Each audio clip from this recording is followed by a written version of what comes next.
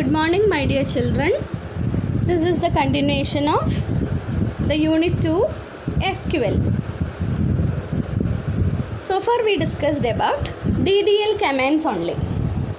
In this module onwards, we are going to discuss about DML commands. DML commands always deals with rows, that is records in a table. In DML, we are having 4 commands that are insert, delete, update and select. First of all, we need to discuss about how to give insert commands in SQL. Look at the syntax given. Insert into table name, values. Within that, value 1, value 2, all are separated with a comma and must be enclosed within single parenthesis.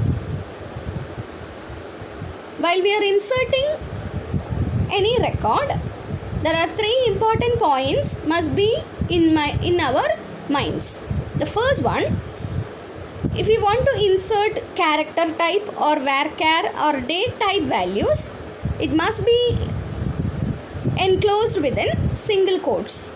The value must be passed in the order of their columns within a table. Date values are passed in the format of year, month and date. Coming to the example, here I included 2 tables.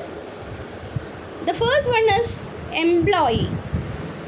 My dear children, here the command is insert. The clauses we can use are into values, only into and values. The rest of the values are the user decided values. Then look at the another table, student, and I am inserting the values 1 Mahi, science and 89. We can also insert by selecting the column names. If we are inserting by selecting the column names, we can ignore some columns or we can select particular columns, so that the order which I used within the command has to be followed for the values. Here I passed EMP, name, then only department. So the same arrangement only used here, that is 2 is for employee number, Deepankar is for name, IT is for department. Here we can omit column names. Coming to the update command. To modify a table, that means the rows in a table, we can use update command. The update command always followed by a table name, and it is followed by set command. Using set clause only, we need to give the new values for a particular column.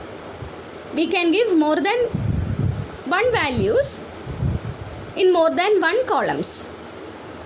That is, we can set new values for more than 1 column by separating it through comma.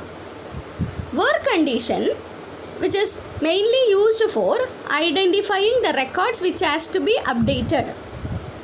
Otherwise, all the records become updated with the new values. So, my dear children, please remember, we need to identify each record using where clause. Look at the example. Here I am trying to update a student table with a mark and a date of birth. If I am not giving where clause, every student's value, that is mark, becomes 70 and the date of birth become 98, 8 and 11.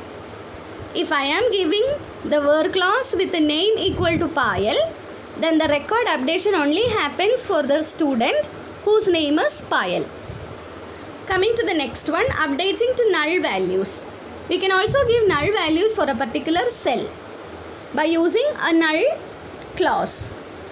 Look at the set command in the second example, that is update student set marks equal to null where roll number equal to 9. That is, within the roll number 9, the mark become null. Coming to the delete comment. My dear children, don't be confused about delete and drop. The drop is only used for dropping a database, dropping a column and dropping an table. Whereas delete comment is used for deleting an entire record or a row from a table. While we are giving delete comment, the entire record, that is all the values in all columns, become deleted. We can also use where comment for selecting the records. While we are deleting a row using delete comment, all the data will be deleted without releasing the space which is reserved for the previous data. That means we cannot utilize the data space which is used by the deleted data.